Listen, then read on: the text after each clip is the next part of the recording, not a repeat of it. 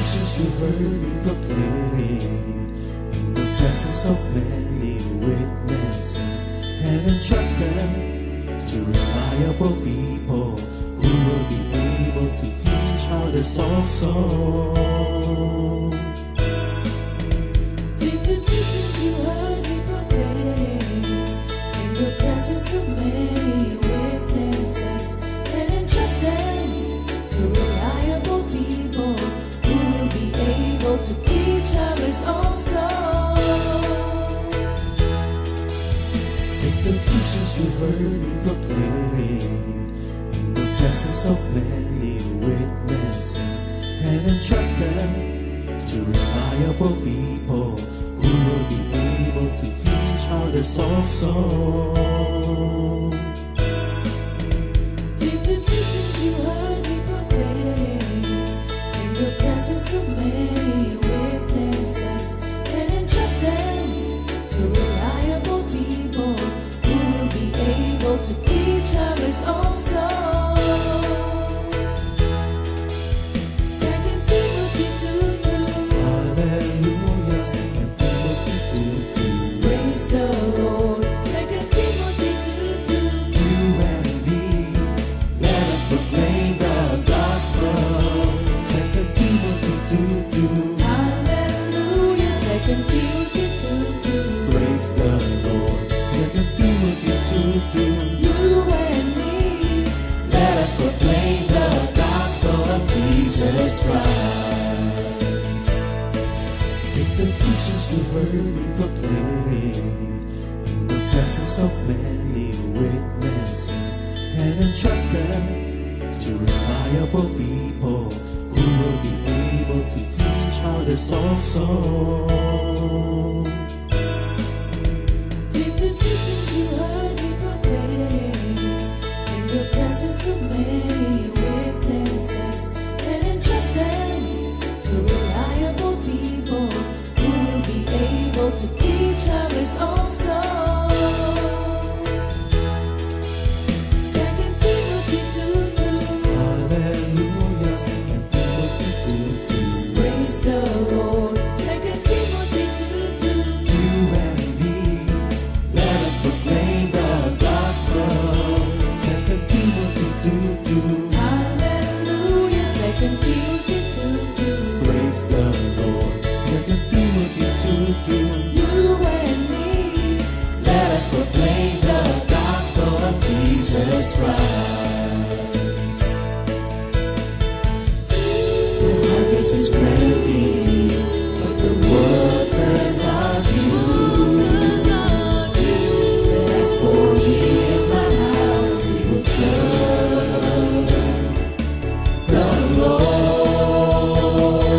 We will serve the Lord.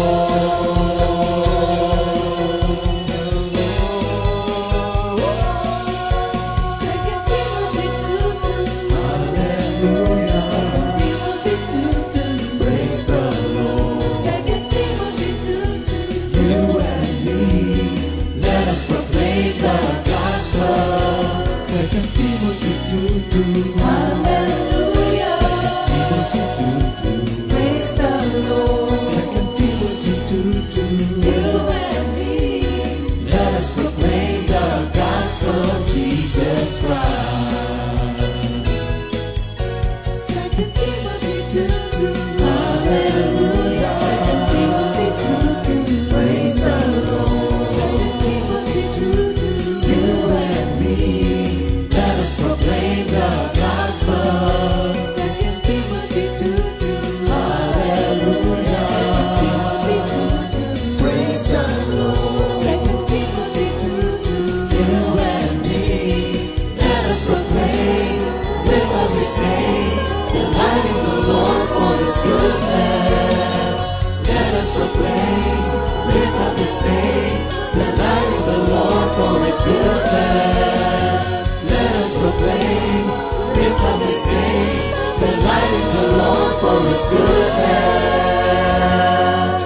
And He's God.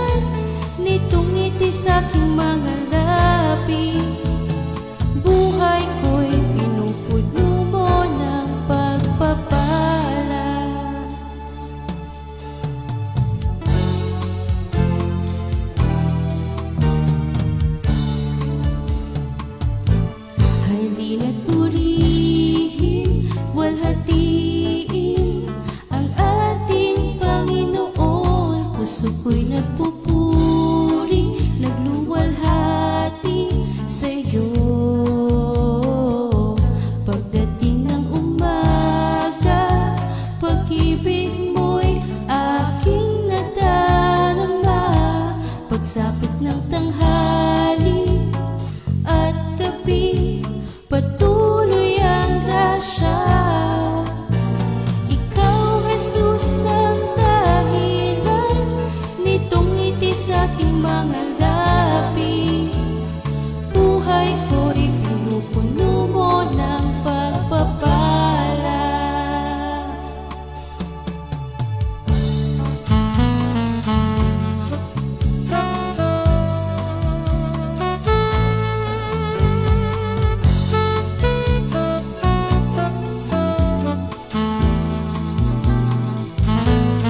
Kahit kailan, di mo ako pinabayaan. Kahit saan, lagi akong sinasamahan. Kaya't buhay ko'y sa'yo lang inilaan.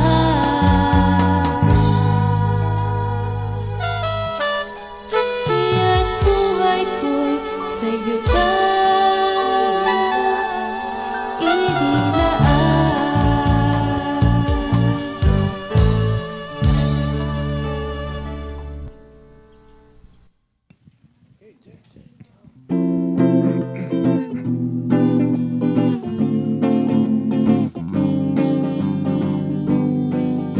What a beautiful day to start praising the Lord. What a beautiful day to honor and thank the Lord. To know Him more, to serve Him more, to love Him more each day. What a beautiful day to start praising the Lord.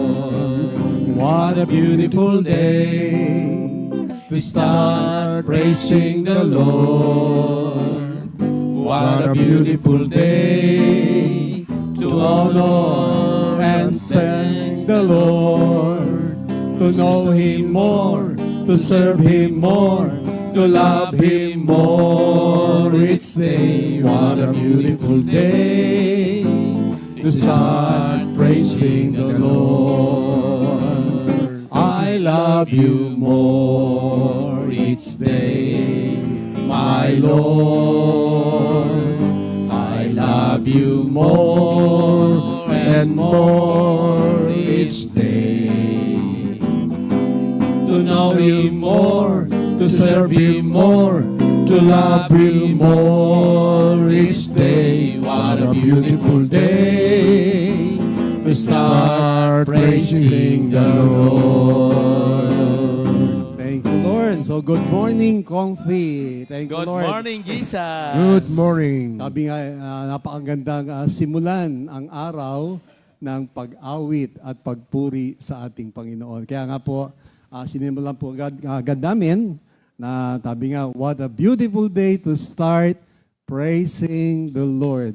Yun naman talagang dapat maganap sa atin po, no? Lahat ng tao, ikaw man ay Kristiyano o hindi, mas magandang simulan ang araw nang tayo umaawit. O sige, basta simple, batin mo na lahat. Yan, thank you, Lord. Una po sa lahat, magandang umaga po sa ating lahat, mga kapatid. Siyempre, unang-una, dyan po sa assignment po namin sa San Pablo, Los Baños, Calauan, at dyan din po hanggang sa Candelaria. Bawan. Bawan din po sa Pilgrims. mga kapatid natin. Pilgrims din po. Medyo mataas-taas po yung pilgrims. Thank you, Lord. Pastor Romy. Ayan, binabati ko ang buong Kompi, buong Pilipinas. Tayong lahat na nanonood, nakikinig, at sumusubaybay sa GMJ na ito. Binabati ko kayo na maligayang araw, pinagpalang araw, masayang buhay, at masayang pakipag-ugnayan kay Lord. Patuloy ang biyaya at pagpapala sa ating lahat. In Jesus' name. Amen. So hindi lang sa Pilipinas, Pastor Romy, marami tayo sa abroad. Sa Chicago, meron tayo dyan. Sa bandang Hawaii, meron din tayo dyan. Sa Japan, meron tayo dyan. Actually, sa Italy din, di ba? Sila Sister Vicky Alingkilan. Sino pa ba isa? Sister Taga-Kalawan. Kalimutan ko na yung pangalan. Belen. Sister Belen.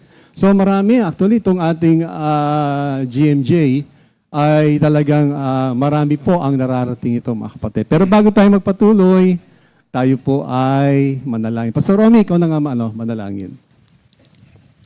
Dear Heavenly Father, we thank you so much for this day.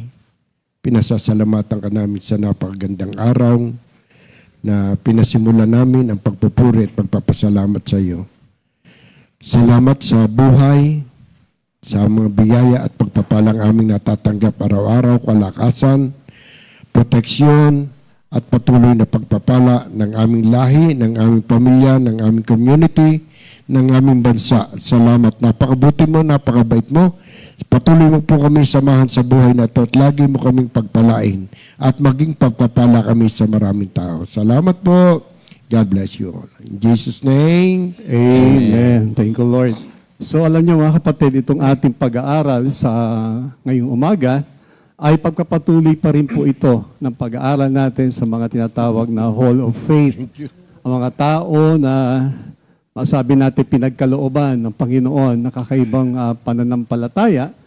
At itong pananampalataya pong ito ay nagkaroon sila ng kakaibang relasyon sa ating Panginoon. At kaya napakagandang mapag-aralan po na sila bilang mga halimbawa para sa atin, para tularan na kung papaano ang Diyos ay nalugod sa kanila.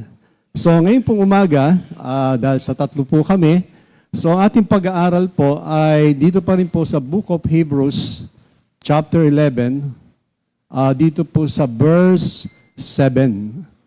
Ang pag-aaral po natin ay tungkol kay Noah. So, Hebrews 11, verse 7. Sabi po rito, by faith, Noah being warned by God about things not yet seen, in reverence prepared an ark for the salvation of his household, by which he condemned the world and became an heir of the righteousness which is according to faith. Amen. So, isa rin po si Noah, no? Sabi natin na naglingkod sa Panginoon ng buong katapatan, kaya naman siya ay nakakuha ng, kumbaga, natawag niya ang pansin ng ating Panginoon at siya ay kinalugdan nito. Ngayon pong umaga, ang ating pong pag-aaral ay tungkol nga po kay Noah. Bibigyan ko muna po kayo ng isang brief background. Sino ba itong si Noah? Sino ito pong natawag natin mga symbol? Kasi may mga symbol dito no? Pastor Romy at Pastor Simple. No? May mga ginamit na symbol po rito na ating pag-aaralan. But anyway, yung pong ating verse of the week, dito sa Luke chapter 6, verse 46, but why do you call me Lord, Lord, and not do the things which I say? Malaki po ang relasyon nito sa ating pag-aaral dahil nga kagaya ni Noe, siya ay isa sinatawag nating an obedient servant of God. Yun po yung ating pag-aaralan. At pangalawa, Noah, his faithfulness and commitment doon sa paggawa ng arko. Hindi po madali itong naganap kay Noah, pero pag-aaralan natin. So, ngayon pong umaga, sabi ko nga po, ang ating pag-aaral, sisimulan ko po, bigyan ko lang po kayo ng brief background tungkol kay Noah. So, ang ating mga katanungan ay who is Noah in the Bible? Sino nga ba siya? At ang kanyang pangalan, ano kahulugan nito? At mga symbols on the story of Noah. May mga ano po dyan may mga binigyan pansin na makikita nyo at may encounter nyo po to na kapag kayo ay nagbabasa ng Biblia, may encounter nyo po ang mga bagay na ito. But anyway, so si Noah nga po ay an obedient servant of God amidst a sinful world. So imagine niyo pa, pag binasa niyo Genesis chapter 6, makikita niyo po doon na ang buong kapaligiran ay puno ng korupsyon at puno ng kasamaan. At tanging si Noah lamang ang natitira na masabi nating sumusunod at namumuhay ayon sa kagustuhan ng Panginoon. At dito nga po, he is most well-known for his faithfulness and commitment for building an ark that preserved himself and his family. Dahil kung hindi po sinunod ni Abraham, sinabi ng Panginoon, kasama siya sa, sabihin natin na didestroy ng Panginoon sa pamamagitan ng baha. Pero dahil sa kanyang pagsunod at katapatan, ay makita natin na na-preserve ang family. Now, ang pangalan pong Noah, it means rest. Yan po ibig sabihin ng pangalan niya. And it derives from the Hebrew Nuah, N-U-A-H, na ibig sabihin din po ay to rest. And the name could also mean comfort. So yan po ibig sabihin ng pangalan ni Noah o Nuah sa tinatawag nating Hebrew word. Now, tingnan natin ngayon yung istorya ni Noah no, para ma-refresh po tayo. So, doon po sa naganap sa panahon ni Noah, kung inyo pong titignan mabuti at susuriin mabuti, meron kasing naganap na dalawang baha doon eh. Parang nitiisip ko nga, ba't ka naging dalawang baha? So anyway, sabi nga, there are two, not one, tragic floods na the world in Noah's day. Dahil nga po, it was flooded with evil. So sabi ko, naman, no? So hindi lamang yung baha, sinasabi na nag-destroy sa buong mundo, pero yung time na yon, it was flooded with evil. So pag flooded, abay talagang sobra na ang kasamaan ng Panginoon, ng tao, no? Rather ng tao, para wasakin niya ang buong mundo, lahat ng kanyang kinreate. So dito rin po, na sinasabi rin na ang Panginoon ay para bang, sabihin natin parang nadismaya siya, kasi kinreate niya ang mundo para magandang tirhan ng kanyang mga lilikhain. Pero ang nangyari po nga po, hindi na siya perfect paradise na that God has intended. Hindi na siya perfect. Nagkaroon ng imperfection na. Kaya parang, hindi naman sinasabing directly na sinasabi na sana hindi ko sila nilikha. Kundi ang sinasabi po doon na bakit nagkaganoon ang tao. Kaya siya nalungkot na ba't ko ba nilikha ito? Pero sabi ko nga po, hindi dahil sa nagkamali siya ng paglikha, kundi bakit nagkaganoon ang tao. Parang sa panahon din po natin, nowadays, pag tingnan ninyo, ba't kaya nagkaganito ang mundo? Ano kaya nangyari sa mga tao? And even Christians ay affected. But ano pa nangyari sa kanya? Sa kanilang lahat, sa kapaligiran. Ngayon, doon nga po sa Genesis chapter 6, verse 7, so the Lord said, I will wipe mankind whom I created from the face of the earth, men and animals and creatures that move along the ground and birds on the air, for I am grieved that I made them. Oo nga naman, nakakalungkot na nilikha niya ang tao na in the image and likeness of God, and yet, bakit nagkaganon? However, ganun ang sitwasyon, God gave Noah favor because he saw that he was righteous. Sa Genesis chapter 6, verse 8, nakita pa rin, napansin ng Panginoon si Noah. Para bang pag tinignan niya ang mundo, kitang-kita niya kagad na isa lamang si Noah o nag-iisang tao lamang ang sabihin natin talagang who found favor in the eyes of God. At hindi madali na to find favor in the eyes of God. Dahil kasi si Lord, He sees everything. Nakikita niya lahat. Na, kaya nga sa Book of Proverbs, o I think sa, alimutan ko po yung part na, the eyes of the Lord is 10,000 brighter than the sun.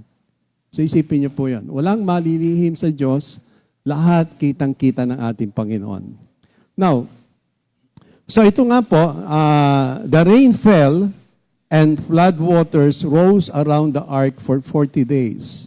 Isipin niyo po yun. Paano kaya nangyari yun? No? Pero marami po sa mga sabihin natin na schools of thoughts, na sabi nila, maaring galing sa taas, umulan ng todo, at the same time sa ilalim, lahat ng floodgates binuksan ng Panginoon.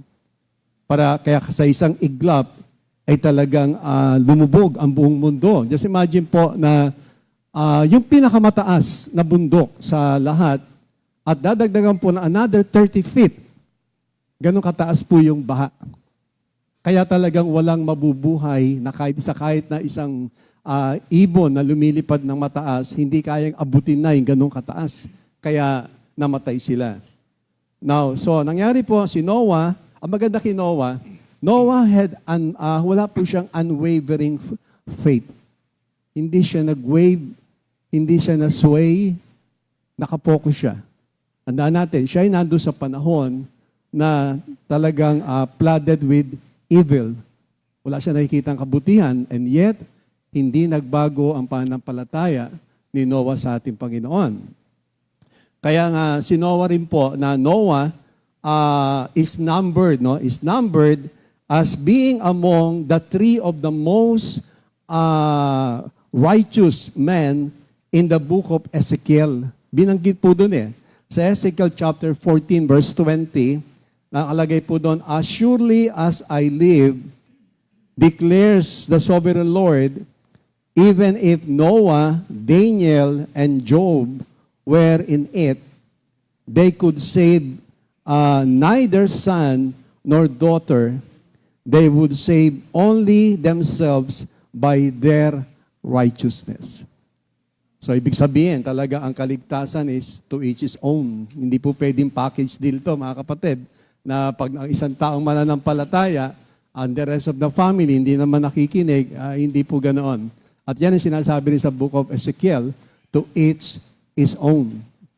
Now, tingnan na natin po ngayon itong mga signs na binanggit dito sa Genesis. So, unang-una, may dalawang ibong binanggit dyan. Una, yung raven at yung dove o yung kalapati. Ngayon, ito pong itong dove, tingnan natin sa Matthew 3, verse 16, yung pagkakagamit po rito. Kaya nga po sa scripture, na ibig sabihin ng dove is peace.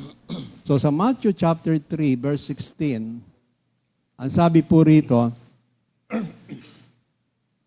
after being baptized, Jesus came up immediately from the water, and behold, the heavens were opened, and he saw the Spirit of God descending as a dove and lightning on him, like a dove. So yung pong isang kalapate, nagsisimbol po yan ng kapayapaan. Na dito nga po, yung Holy Spirit in the form of a dove, na siya ay nag-descend kay Jesus Christ. Ngayon, yung raven po, ginamit naman Panginoon ito dito sa 1 Kings 17. 1 Kings chapter 17 sa verse 4 to 6. So ganito po nakalagay. It shall be that you will drink of the brook, and I have commanded the ravens to provide for you there. So ginamit naman ng Panginoon itong raven para ipadala ang pagkain ni Prophet Elijah. So itong dalawang ibon pong ito ay masabi natin, both of these birds in this passage likely ay represents peace and rest to come and God's provision. So yung dove and raven, yan po yung sinisimbolize niyan. Pangalawa, yung the ark, yung pinakang arko na ginawa. Na it serves as a house and fortress for God's people as God's flood the earth. So yung naging fortress siya, talagang pinaglagyan ng Panginoon na hindi ito basta-basta mawawasak. Kaya nga sinabing fortress mahirap itong gibain. So we see similar word usage in Moses' story na masabi natin na kung saan ang kanyang ina places him in a basket. Diba? Nung para masave si Moses, nilagay sa basket, pinaanod sa river, hanggang sa ma-reach niya ang destination. So makita rin po niyo yung salvation. And hindi lang po yun, the ark also represents Jesus Christ sa New Testament na masabi natin is a symbol of salvation na kung wala ka kay Jesus Christ, kung si Jesus Christ ay wala sa buhay mo, then you have no salvation. So nakita niyo po yung, yung pagkakagamit. Now, yung pinakabundok, sa Genesis chapter 8 verse 4, ang bundok po could represent hope. Hope na masabi natin that floods, waters would eventually recede. Pag nawala na po yung baha, ito'y magiging, sabi natin, pag-asa, yung pinakabundok. And yung number 40 days sa Genesis chapter 7 verse 17, it represents completeness or newness sa book of Genesis, yun po ang pagkakagamit. Now, the people of Israel then, masabi natin, also wandered the wilderness for 40 years after their disobedience to God. Dahil sa hindi lang pagsunod, na supposed to be, abuti lang sila siguro ng buwan para makarating doon sa promised land, but because of their disobedience, inabot sila ng 40 years. Amen. So nawa, wag na tayong abutin ng mahabang panahon, mga kapatid. The moment you hear God's voice, harden not your heart. And masabi natin, we also, yung nagpass si Lord, no, before doon sa temptation, sa Matthew 4, na it was after 40 days of fasting. After 40 days, ito na ngayon ng temptation, at pagdating sa 4, sa 5, nagbigyan na siyang magsimula na yung kanyang gawain sa ating Panginoon. At ang unang-unang itinuro nga po ay yung repentance. And last, pansin nyo dun sa book of Genesis, ay yung rainbow. Na itong sa Genesis 9, verse 13 to 17, na in the Bible, it symbolizes God's promises to never flood the earth again. Kaya pati makikita natin ang rainbow, meron po sinasabi na hindi na muling gugunawin ng Panginoon ang mundo sa pamamagitan ng flood, but by fire. Yung susunod, by fire na mga kapatid.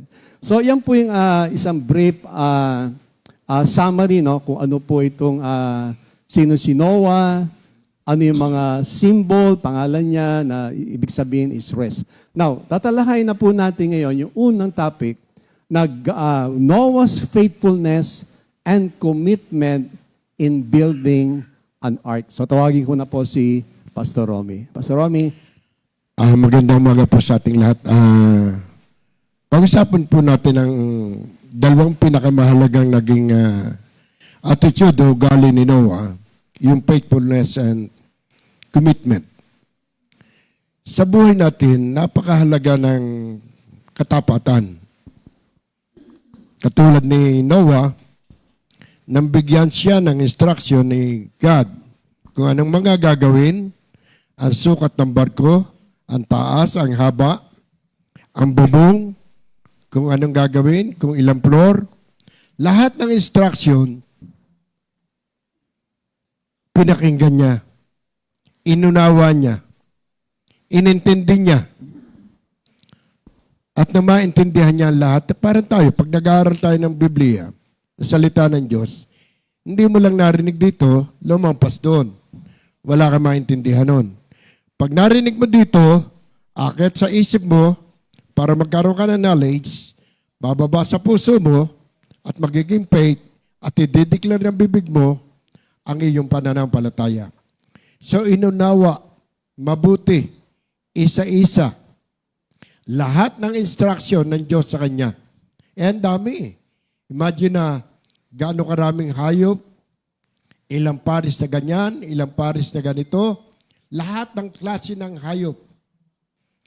Merong 7 paris na madudumi, yung hindi malilinis. Ang malinis naman, tigda 2 pares. So, detalyado ang utos. Kung hindi mo unawain ang utos na ito, lahat ng instruction, tulad natin, araw-araw tayo may morning devotion, araw-araw nagbabasa tayo ng Biblia, pero kung hindi natin ininunawa at ipinamuhay ang ating binasa, dahil ang instruction ng Diyos sa buhay natin ngayon, sa last day na ito, ay itong salita ng Diyos. Tulad ng panahon ni Noah, ang mga tao noon, walang panahon sa kabutihan. Kalayawan, kasayahan, pansarili. Tapos tinawag niya ang pamilya ni Noah. Doon nagsimula yung Acts 16:31. Sumampalataya ka sa Panginoong Jesus, ikaw at ang buong mong sambahayan maliligtas. Tingnan niyo, sinama pati manugang. Tayo ngayon, pati mga apo natin kasama. Ako everyday, nagsesend ako ng message ng Word of God everyday. Walang absent yun. Sa aking mga anak, sa aking mga manugang, sa aking mga apo, sa aking mga pamangkin, sa aking mga kapatid, sa buong lahi ko. Everyday po. Yang Word of God, yan ang instruction ng Diyos sa buhay natin ngayon. Kung na panahon ni Noah, napakarami ang hirap intindihin sa dami. Kung ang kaisipan mo dito lang, mababaw. Pero grabe talino rin ito si Noah.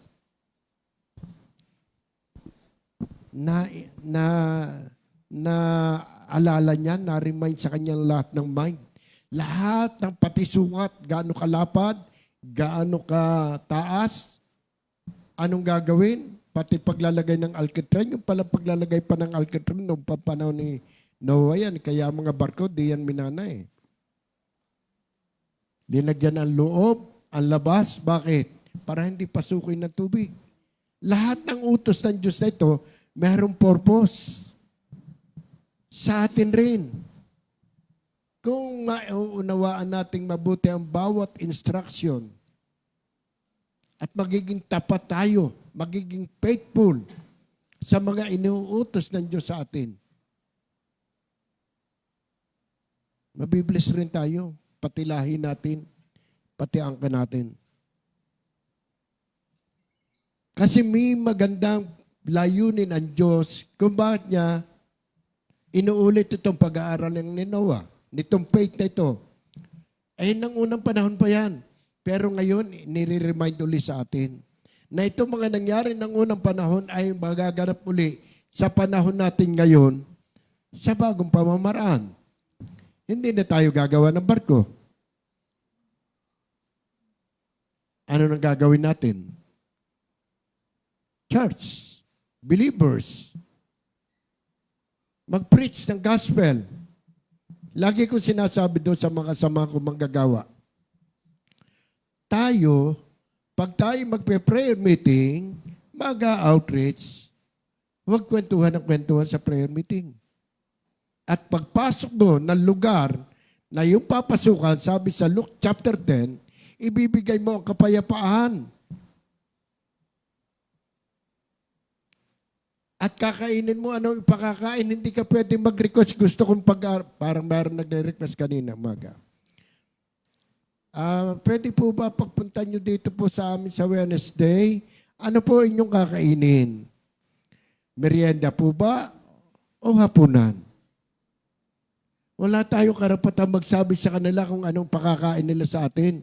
Kung ano ipakakain, yun ang kakainin natin. Hindi ka pwede mag-request. Ay gusto kong ulam ko mamaya, bagamat paborito kong pusit. Ni minsan hindi ako nag-request sa lahat ng pinuntahan ko. Pwede bang pusit, adobong pusit na lang o inihaw na pusit? No. Hindi ko ginawa. Natatandaan ko lagi sa Luke chapter 10. Nasuguin niya ang 72. Binigyan niya ng instruction. Ano-ano ang gagawin? Pagpasok mo, maibigay mo ang kapayapaan. Kanin mo, ano mang ipakakain. Hindi ka magre-request. Hindi ka magsasabi ng gusto ko to, no. Sabi ko po, kung ano po yung meron dyan, kung ano pakakain nyo, kahit nga po isang basong tubig lang sabi sa Biblia may gantimpala na kayo. Kasi kung minsan ayaw nila magpa-prayer meeting dahil walang pakakain, kaya sa darating. Normal tayo, mga Pilipino, ganun. Lagi naghahanda pag may bisita. Pero as Christian, katulad ni Noah, unawain natin ang bawat instruction ng Biblia sa atin sa panahong ito. Kung noon nagawa ni Noah, naging tapat sa iniutos sa kanya ng Diyos, nasunod niya at naging committed siya. Ginampanan lahat. May araw, kung ilang araw, ang gagawin ng ganon. Lahat yun. Para nung araw, bago tayo umalis, papunta sa prayer meeting, outreach, hindi papayag ang mamaligaya ng hindi napunta sa kanyang room. At hindi na ipag-pray siya. Tayo. At hindi na ibibigay pa ang Word of God. Pag umalis ka nang hindi ka pumunta doon at hindi ka na tumanggap ng instruction, lagot ka pagbalik mo. Kaya tuwan-tuwa po ko, yung mga una kong kasamahan, mga naunang disciples nung araw, ay ngayon mga bishop na. Ilan na yung bishop, Pastor Rapi? Edgy, si Mer. Raul. Bishop na ba yun? Pastor. Bishop Ricky. Tingnan niyo po, dahil sa sumunod sa instruction, sa discipline, bagamat mahigpit talaga, disiplinado noon. Ang morning devotion, alas 5, alas 4, madaling araw. Pero nakakarating ang mga malalayo. Ito naging bunga. Tingnan nyo. Ngayon, tayo, medyo relax na, pa-easy-easy. Hindi. Kailangan stick tayo sa bawat instruction na ibinigay ng God sa atin. Katulad ni Noah,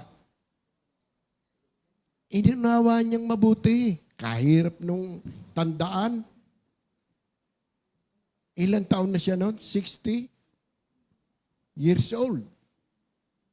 Ulyanin na yon sa panahong ito. Hinahanap ang salmin, suot pala. Hinahanap ang cellphone, ay saan ko ba naipatong ang cellphone? Ay, paano pa natin maintindihan ang instruction? Si Noah, ang daming instruction. Inisa-isa, ang sukat, ganyan, ang gagawin ganito. Pagkatapos pa noon, detalyado na ginagawa ang bawat instruction.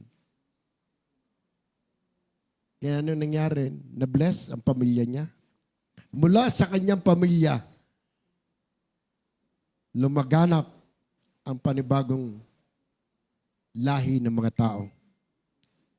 At mula noon, naging 120 na lamang yata ang edad ng mga tao noon.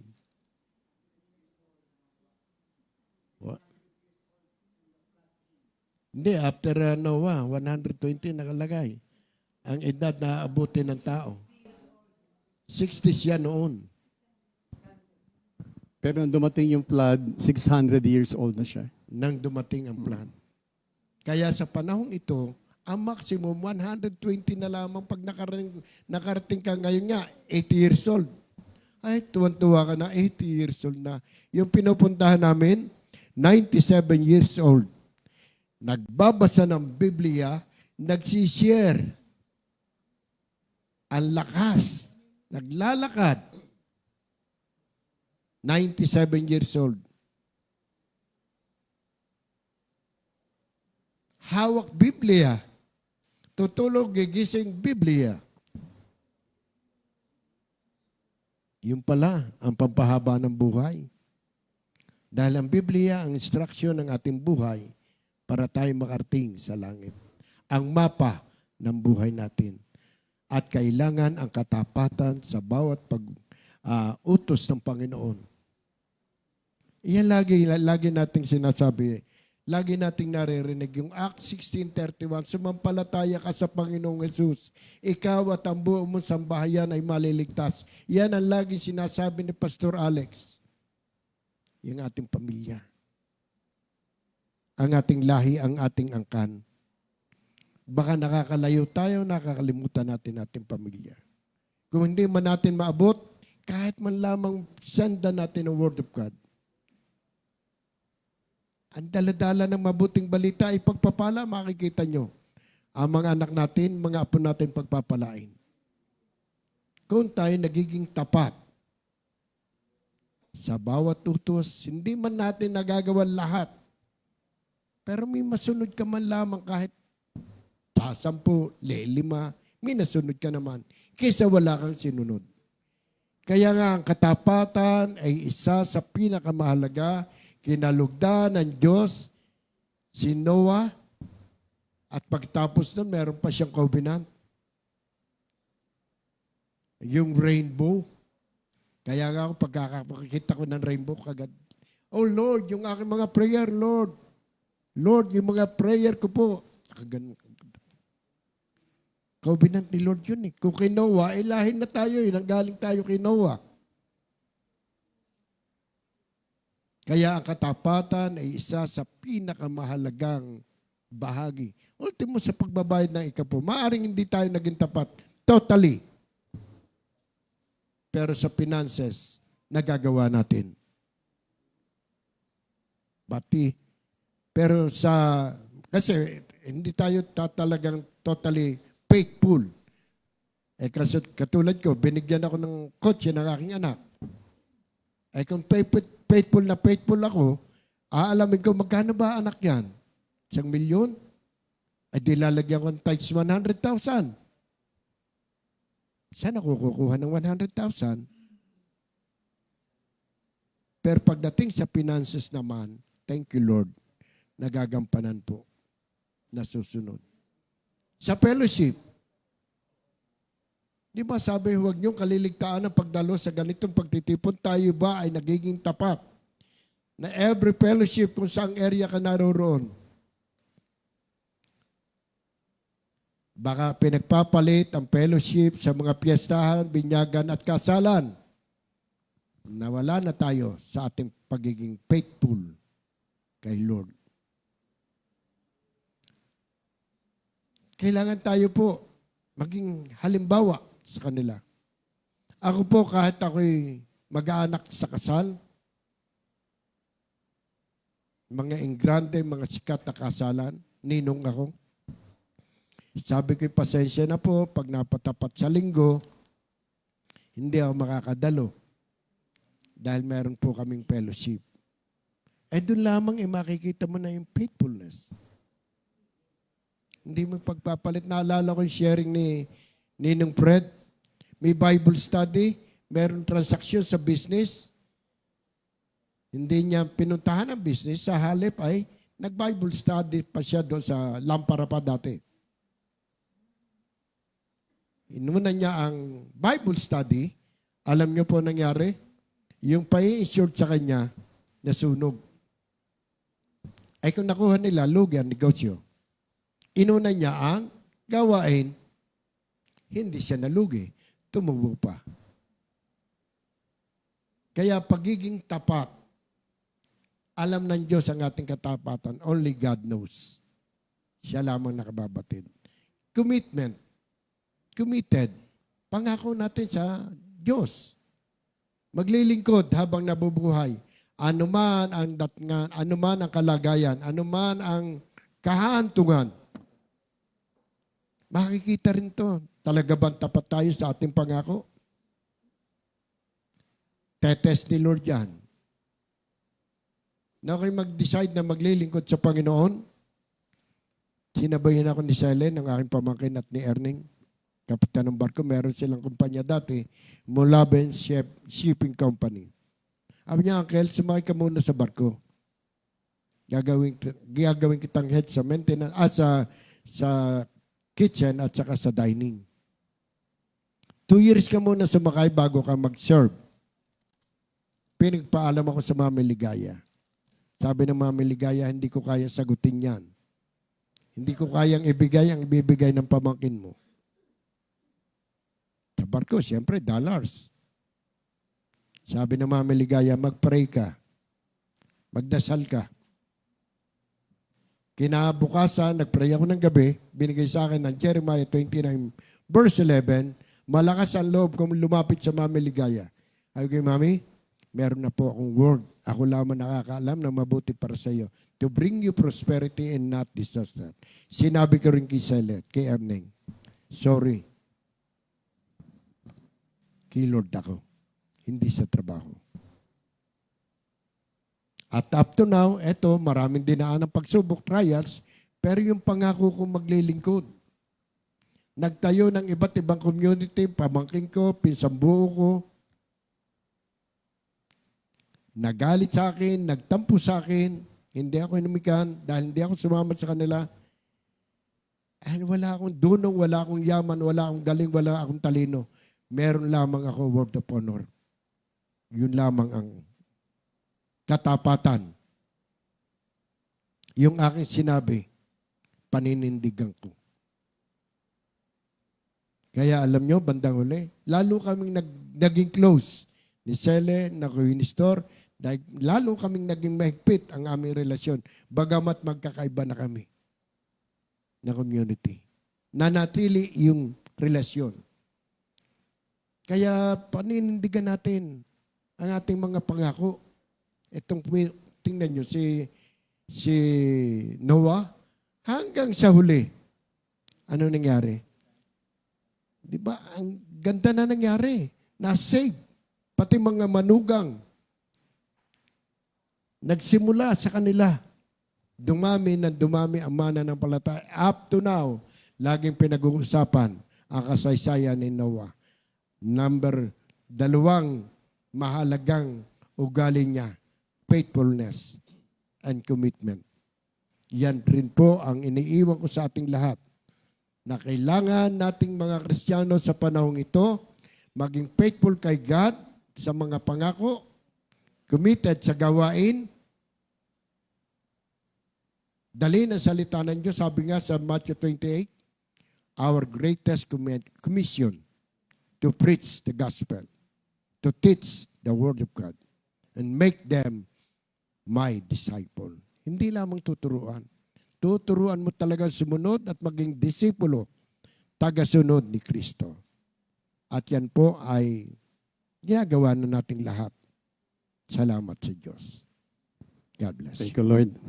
Amen. Balik tayo doon sa senaryo, mga kapatid, no? Kay Noah. Tandaan natin, yung time na yon, flooded ng evil. Habang ginagawa ni Noe yung arko, hindi maiwasan, ang kapaligiran niya ay maaaring siya tanungin sa kanyang aksyon. Bakit siya gumagawa ng arko sa bundok na kung saan wala namang tubig, hindi naman umuulan. Pero ang maganda po kay Noah, hindi niya hinayaan na ma-impluensyahan siya ng tinig ng ibang tao. Sigurado mayroong mga batikos sa time niyo, may persecution. Pero hindi niya inalaw na ma-impluensyahan. Marami kasi pong tao na dapat God influence tayo, hindi man's influence. Ang maganda nga po rito kay Noah, hindi naman binanggit ano yung skill ni Noah. Pero ang maganda po doon, ginawa pa rin niya, bagamat wala siyang experience, wala siyang karanasan, ginawa pa rin niya. Yun yung kanyang katapatan at commitment na kahit hindi niya alam, na di man sinabing si Noah ay isang, sabihin natin, ark builder o house builder, walang binanggit po doon. Dalawang bagay po kasi ang kailangan dyan pag gagawin natin ang kalooban ng Diyos. That is trust and obey God. Yun ang ginawa ni Noah. He trusted God and he obeyed God. Kadalasan po kasi kapag gagawin natin ang kalooban ng Panginoon, maraming obstacle dyan . Unang-una, andyan yung self-will, gusto natin gawin yung ating gusto, the influence of other people, na-influensyahan tayo ng ibang tao na hindi naman dapat. Kailangan ang Panginoon, yung ignorance of God's principle, mangmang ang tao, and of course, yung willful sinning na nagiging hadlang yan. Pero ang maganda nga po rito, kay Noah, na ginawa niya, nagsimula siyang gumawa ng arko ayon sa sinabi ng Diyos sa kanya. Hindi ayon dun sa kanyang kaalaman o karunungan, kundi ayon sa sinabi. Sabi nga ni Pastor Romy, as per instructed by the Lord, kung paano igagawin ito, anong uri ng kahoy, ano yung mga sukat, lalagyan ng alkitran, sinunod niya. Kaya sabi nga po, mahalaga sa lahat ng bagay, huwag nating hahayaan na maimpluwensyahan tayo ng tinig ng ibang tao. Let God influence us para ma-fulfill natin yung kanyang will. Amen. So, dako na po tayo muna sa pagbati ng mga kaarawan. Today is June 3, 2024. As a simple, ikaw nga muna magbate. Yan, thank you, Lord.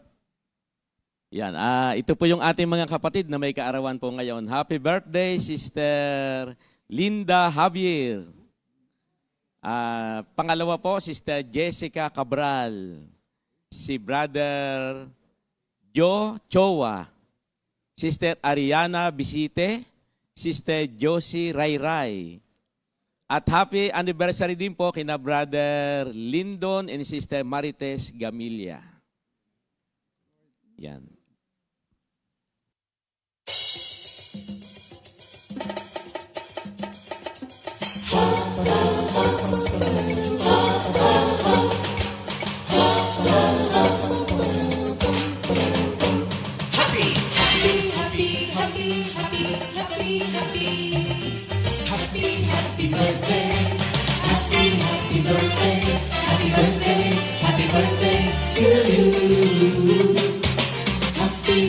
Anniversary, happy anniversary, happy, happy, happy anniversary. Happy anniversary! May the good Lord doesn't leave you, may the Lord's light shine upon you. Happy anniversary to you. Happy, happy birthday to you.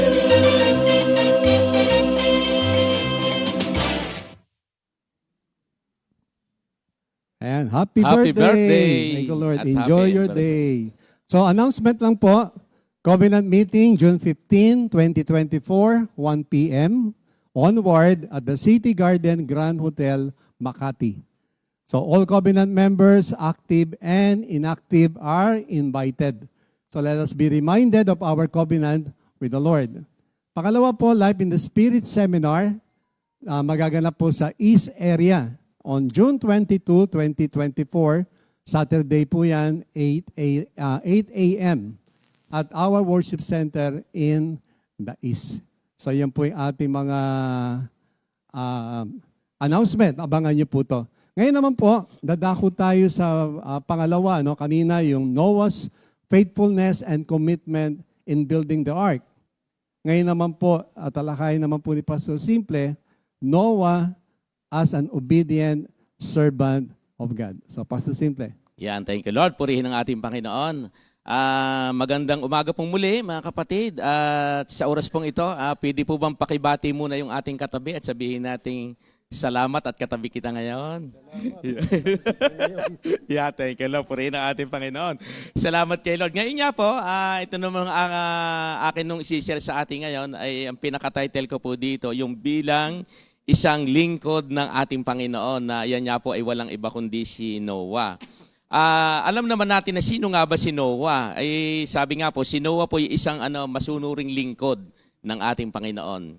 Bakit ito sinabing masunuring? Yung mga sinishare ng ating mga dalawang pastor kanina, pag binasa ho natin doon mula sa Genesis 5, naku, makikita ho natin yung kanyang pagsunod.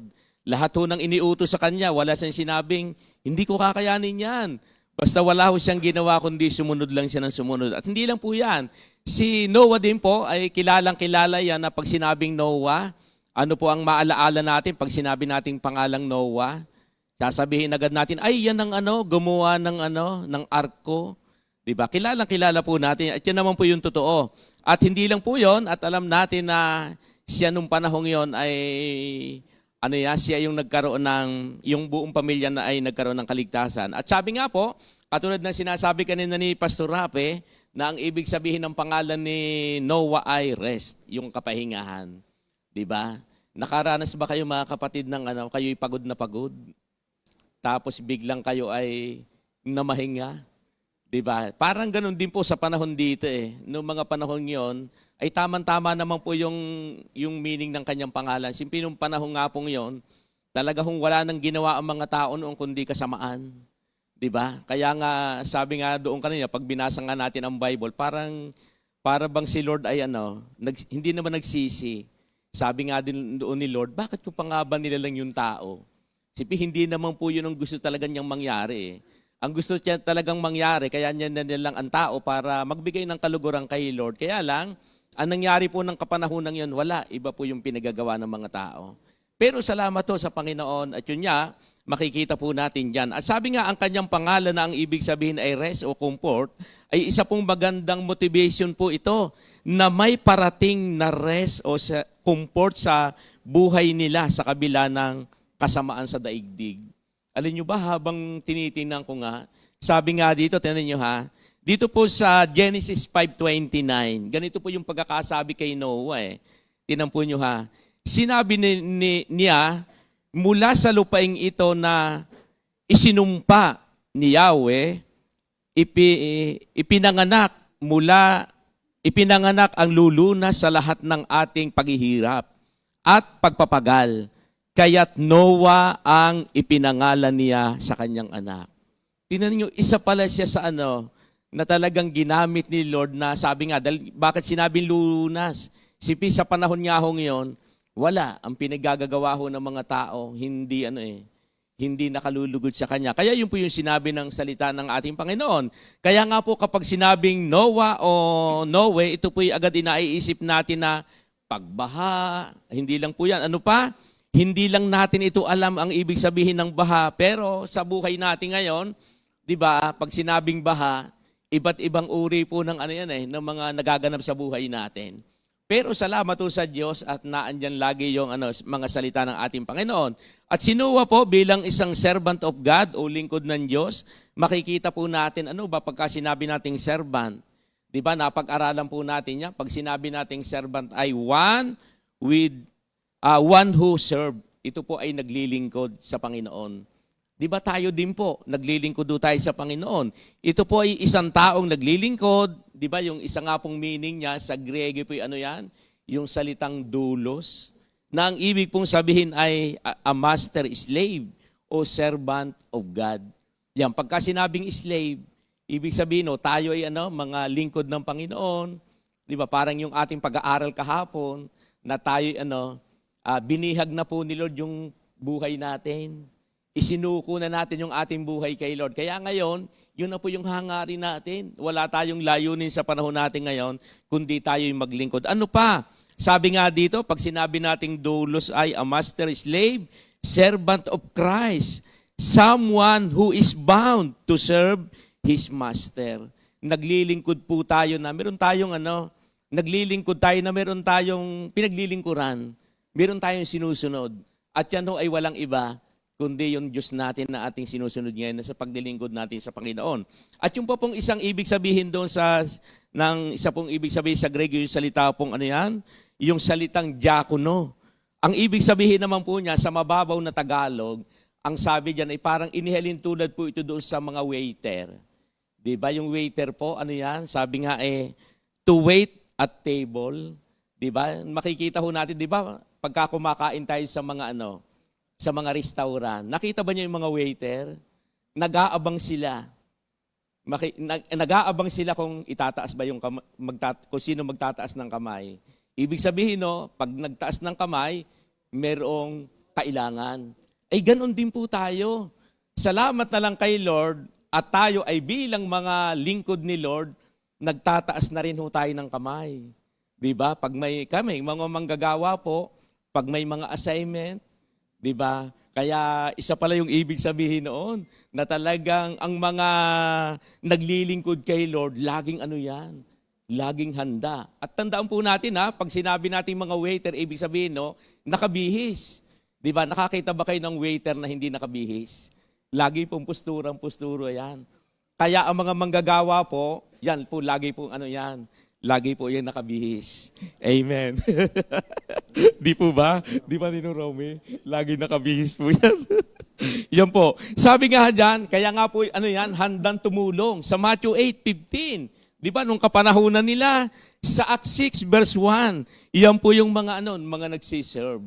Sa panahon natin ngayon, salamat po kay Lord at tayo ay,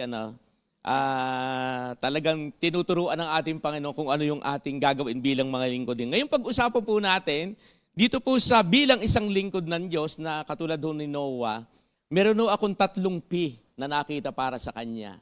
Unang-unang P, alam niyo po kung ano, yung faith. Yan. Faith. Sa Tagalog ho, kaya P. Pananampalataya. Yan, tingnan nyo ha. Nakita ko po kay Noah yung kanyang faith. Unang P, yung kanyang pananampalataya. Diba? Ano nga ba yung pananampalataya? Sa 2 Corinthians 5:7, ang sabi doon, namumuhay ako sa pananampalataya at hindi sa mga bagay na nakikita. Di po ba? At hindi lang po yun. Ano ba yung faith? Alam na alam po natin yan, yung Hebreo 11:1, na ang pananampalataya ay pagtitiwala sa mga bagay na hindi mo pa nakikita pero naniniwala ka na. Yun po yung pananampalataya. Kaya nga, ang sabi rin ng salita ng Diyos sa Hebreo 11:6, ang lahat ng lumalapit sa Diyos ay dapat maniwala na may Diyos. At siya po ang nagbibigay ng gantimpala sa mga humahanap sa Kanya. Tayo po sa panahon natin ngayon, maraming mga nararanasan tayo sa buhay, pero may mga pagkakataon talaga na yung pananampalataya natin, nahahamon talaga. Nakaranas ba kayo mga kapatid na yung pananampalataya natin nahahamon? Diba? Tayo po, ang dami natin mga nagaganap sa buhay natin. Pero naandyan po lagi yung salita ng Diyos na laging itinuturo sa atin ng Panginoon. Kaya nga po, balikan ko lang po sandali yung naganap po sa amin. Noong yung bilang, yung naisir ko na ho yata yun eh. Yun nung anak naming panganay, si SJ, nag-aral ho yun sa PWU. Scholar ho yun. Hindi ho niyan abot yung dapat ho tapos na, kaya lang maraming subject, hindi ho nakarating doon. Hanggang po sa dumating na yung panahon na sabi ng secretary sa kanya, tapos na raw ho yung kanyang scholarship. Kaya nga lamang po, 1 taon pa. Naku, alam nyo, ang naisip agad namin. Natatandaan ko po noon, galing ho ako ng Isabela. Pagdating ko galing Isabela, hindi nga ako naka-attend ng morning devotion, may lagnat pa ako noon. Tapos yun sabi ng anak ko, sabi, Daddy, yung pong sabi ng secretary, tapos na raw yung scholarship ko. Kaya nga alam mo po, 1 taon pa. Yung po pala, yun 120,000 po pala yung 1 taon, yung binabayaran ng anak ko. Kung nagbabayad ho kami 120,000. Alam nyo, naisip ko agad, sabi ko, naku, saan kami kukuha niyan? Wala kaming 120,000. 1 taon pa. Pero alam nyo po, humingi ho ako ng word kay Lord. Kaya alam nyo, paborito ko yung Philippians 1:6. Ang nakalagay doon, bagaman hindi literal, pero iniliteral ko. Alam nyo ba ang nakalagay doon? Sabi ni Lord, tinitiyak ko sa inyo na ang kanyang pinasimulan ay kanyang ipapatapos. Lulubusin hanggang sa kanya. Yung po, kahit hindi ganong pangyayari, dinaan ko sa sabi ko, Lord, ito pong word na ito, pangahawakan ko ito. Yung po yung ginawa ko, thank you Lord, sabi ko doon sa anak ko, anak, punta ka, may word na tayo. Kaya lang po, yung anak ko, di ba, medyo mahiyain naman po yon. Pumunta ng umaga, tanghali na po, hindi pa nag-chat-chat sa amin. Alam nyo, pagdating ho ng alauna, bigla ho nag-text sa amin at sabi sa amin, sabi niya, ay, Daddy, Mama, naka-enroll na po ako. Alam nyo po, ang tanging pinanghawakan lang namin, yung Word of God. Kaya minsan, nahahamon yung faith natin. Diba? Yung sa buhay natin, kaya nga yung napag-aaralan natin, ganun pong kahalaga pag may salita tayo ng Diyos. Kaya nga minsan, marami mga tao, bakit talunan? Simple po, wala namang word. Kaunting bagay lang, simple, sa panahon ngayon, ang daming hamon ng buhay, ang daming mong naririnig. Pero pag wala kang salita ng Diyos, bibigay ka. Pero pag may pinangahawakan tayong salita ng Diyos, yung po awa ng Diyos, 1 taon, natapos pa rin po. Kaya ganun nung kabuti ang Panginoon, ang pananampalataya, ganito po ang nangyari kay Noah. At ang pangalawang P, Alam niyo po kung ano? Doon sa Hebreo 11 verse 7. Ano ang nakalagay doon? Dahil sa pananampalataya ni Noah, pinakinggan niya ang sinabi ng Diyos. Mga kapatid, sa panahon natin ngayon, gaano tayo nakikinig ng salita ng Diyos? Kung atin nung babalikan doon sa Pahayag, Kabanatang 2, Pahayag, Kabanatang 3, ilang bisis binabanggit lagi doon. Sabi nung talatang 6, Pahayag 2:6, lagi sinasabi doon, ang may pandinig ay makinig. Binanggit pa rin po saan yon? Sa verse 17, binanggit pa rin doon, ang may pandinig ay makinig. Pagdating naman po sa Revelation 3:6 at sa verse 13 at 22, binanggit pa rin doon, ang may pandinig ay makinig. Diba? Ganun kahalaga, mga kapatid, sa panahon natin ngayon. Kaya nga yung ginawa ni Noah, talagang wala ho siyang ginawa kundi pakinggan niya yung sinasabi ng Diyos. Pero may babala din naman doon. Lagi din natin titingnan, yung napapakinggan natin ay dapat galing kay Lord. Simple, hindi po lahat na napapakinggan natin, galing kay Lord. Minsan, yung napapakinggan natin maglalayo sa atin. Kaya nga tayo, binigyan na rin naman tayo ni Lord ng discernment ngayon, na kung yung bang halimbawa, yung napapakinggan natin ay kay Lord, minsan, ano ang palatandaan niya pagka kay Lord yon? Ang palatandaan na narinig natin, pag galing sa Diyos, ilalapit tayo sa Diyos. Pero pagka po tayo ilalayo, naku, hindi po galing kay Lord. Ang Diyos po, laging gusto niya tayong lumapit sa Kanya. Kaya ganun po ang laging ginagawa ng Panginoon sa ating buhay. Yun po yung pangalawang P. At ang pangatlong P, alam niyo, makikita natin sa Kanya, yun niya po yung Kanyang pagsunod. Nung sabihin sa kanya, yung sinasabi nga ni Ninong Romy kanina, sabihin sa kanya, ito yung gawin mo. Kumuha ka ng kahoy na ganito. Ito ang sukat. Isipin nyo. Ano yan? Hindi pa kung titingnan, iniisip ko nga po, sabi ko, sino kaya yung katulong niya noon? Diba? Naitanong niya ba niya yon? Sino kaya yung katulong niya noon? Katulong kaya niya yung kanyang yung anak? Kaya lang hindi ho nabanggit Pero ang pinapakita po doon, yun pong kanyang pagsunod. Ang makikita po natin sa kanya. Kaya nga po, ang sabi dyan, bawat iniutos po sa kanya ng Panginoon, na bagaman hindi niya alam. Isipin niyo, ang tindi nga ng ginawa sa kanya Isipin mo, pag gagawin ka ng barko doon sa bundok, abay hindi na ho balik kung dyan na lang sa mabababa. Ay hindi po sa bundok pa naman pinagawa. Siguro, ibig sabihin, naandun na rin ang mga kahoy, at naandun na rin. Siguro, iniisip din niya na, siguro kaya dito ipinagawa nila para hindi na ako mahirapan. Simpi, ang kahoy nasa bundok na Pero doon siya pinagawa. Kaya, ibig sabihin niya, sinunod niya. Kaya nga po, ano pa nakalagay? Doon po sa loob ng 120 years niya na ginawa ang arko. Yung po, wala siyang reklamo. Ginawa niya yung ipinapagawa sa kanya ng Panginoon.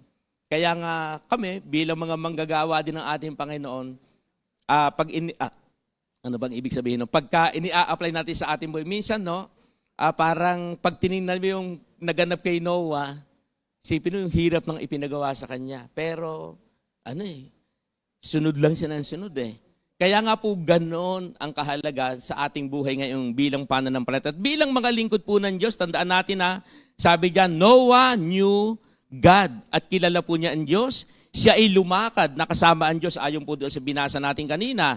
Nalalaman niya ang plano ng Diyos sa Genesis 6, verse 9b. Ano po ang nakalagay doon? Sabi po ng Genesis 6, verse 9, doon sabi, namuhay si Noah na kasama ang Diyos.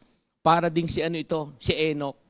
Ang sabi si Enoch, di ba, sinabi doon na sa loob ng 365 years, namuhay po siya na kasama ang Diyos. Pero si Noah, ganun din pala siya. Namuhay din siya, nakasama ang Diyos. Kaya nga isa po siya saan? Doon sa mga hall of faith, sa mga taong namatay na may pananampalataya, na hanggang ngayon pinapakinabangan po natin yung kanyang ginawa. At alam niya na ang Diyos ay may pangako. At tumutupad nito, alam niya na ang lahat ng pangako ng Diyos ay magaganap sa kanya. Ano pa? Noah received strength from the Lord. Mula sa Diyos, natanggap po niya yung kalakasan. Alam niya na bagaman ipinagawa niya sa kanya yon, alam niyang ang Diyos pa rin na magbibigay ng lakas. Sa buhay natin mga kapatid ngayon, tandaan natin, ano man ang ipinapagawa sa atin ni Lord, kaya nating gawin. Di po ba? Sa ating araw-araw na buhay, Di ba pag pinag-usapan nga ho natin alin daw po ba yung pinakamahirap gawin sa Bible? Ang pinakamahirap pong gawin niya dyan, parang isa doon yung pagbabayad ng ikapo. Pero ngayon, thank you Lord, at tayo po yung nagagawa na po natin yon dahil ang Diyos din po ang magbibigay sa atin ng lakas. Pangatlo, ano pa? Noah was a preacher of righteousness. Siya po nung kapanahunang yon, hindi po natinag yung kanyang pananampalataya. Sa kabila po nung yung mga nakapaligid sa kanya, masasama, pero alam niyo po, naandoon pa rin yung pagkapala ng Diyos. Parang kahapon po doon sa aming fellowship, meron po doon isang nag-share na brother natin. Siya daw po nagsimulang umattend dito sa ating compi 2005. Lagi daw po niyang naririnig yung sinasabi na, ako kinausap ng Diyos. Sabi raw niya, paano ba kakausapin ng Diyos? Pero alam niyo po, yung sharing niya, 2005 po yung nagsimula siya dito. Tapos so, alam niyo kung kailan siya kinausap ng Diyos sa kanyang ginagawa doon. Umaatin na daw po siya, pero yung ginagawa pa rin niya, ang dami pa raw po niyang ginagawa na mali. Pero kinausap daw po siya ni Lord 2022. Doon siya kinausap ni Lord. Kaya mula daw noon, namuhay na daw po siya ng sabi niya, siya daw po talagang, nung siya kausapin ni Lord, sabi niya, ngayon ko ikanapatunayan na talaga nangungusap si Lord. Kaya, ngayon daw po yung pamumuhay niya, hindi na raw po niya ginagawa yung mga bagay na hindi nakalulugod kay Lord. Ganun po si Lord. Hahamunin talaga tayo yung pananampalataya natin. Hindi ho hahayaan ng Diyos na sa buhay natin, hindi magiging maganda yung buhay natin. Kaya nga po, ang layunin sa atin ng Panginoon, tayo'y makalakad na naayon sa kanyang kalooban. At ang sabi nga po dito sa 2 Peter 2 verse 5, sabi ito, dahil sa kasamaan ng tao, ng unang panahon, ginunaw ng Diyos ang daigdig sa pamamagitan ng baha. Wala siyang iniligtas maliban kay Noah na nangaral tungkol sa matuwid na pamumuhay. Kaya mga kapatid, hindi po sayang yung ginagawa natin. Minsan may mga pagkakataon akala ng tao, parang sayang yung ginagawa natin, preach ka naman ng preach. Ang mga tao hindi naman naniwala. Dito po, ano po ang naganap kay Noah? Hindi po siya natinag. Ginawa pa rin po niya. Sinabi pa rin po niya sa mga tao yung katotohanan. Bakit po? Sapagkat yung pong katotohanan na yan na ipinangangaral natin. Sabi ng Bible, ang katotohanan ang magpapalaya sa atin. Ano po yung katotohanan na magpapalaya sa atin? Iyan po ay salita ng Diyos. Kaya po lagi po tayong ini-encourage sa Joshua 1:8-9.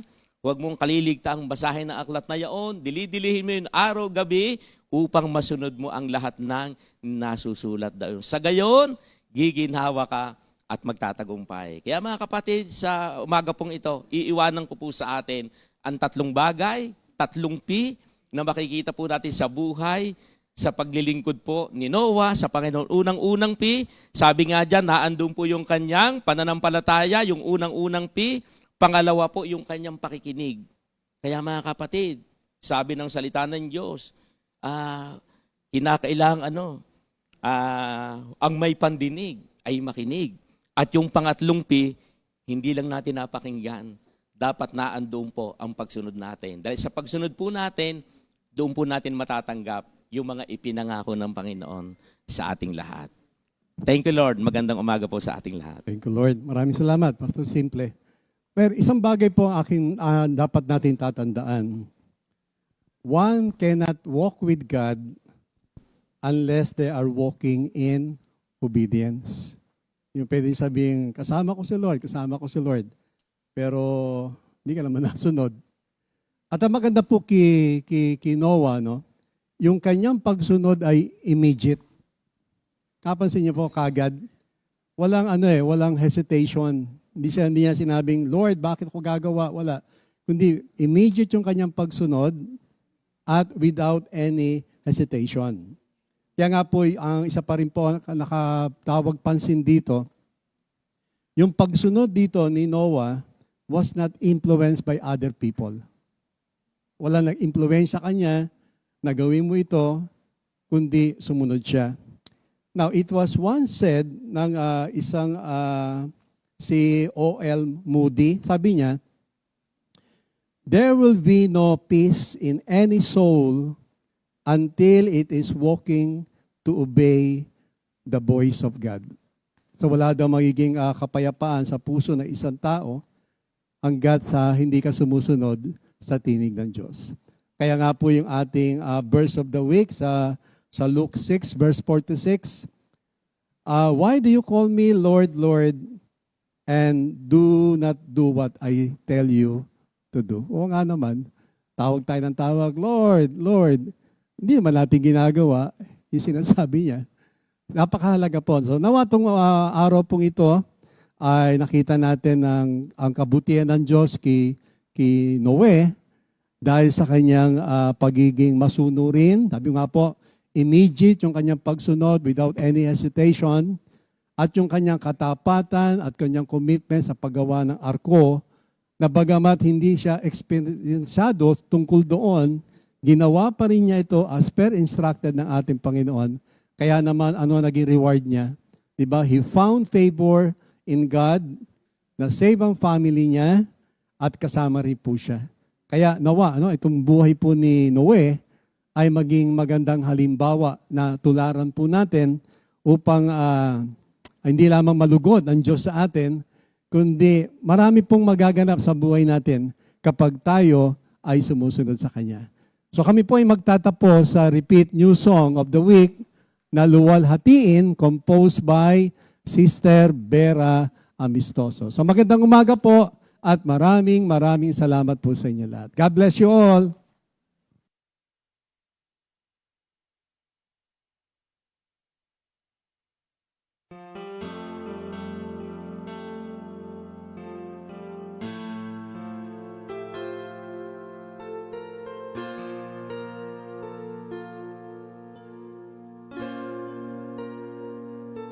Sa bawat araw na lumilipas, isip ko'y lumilipad.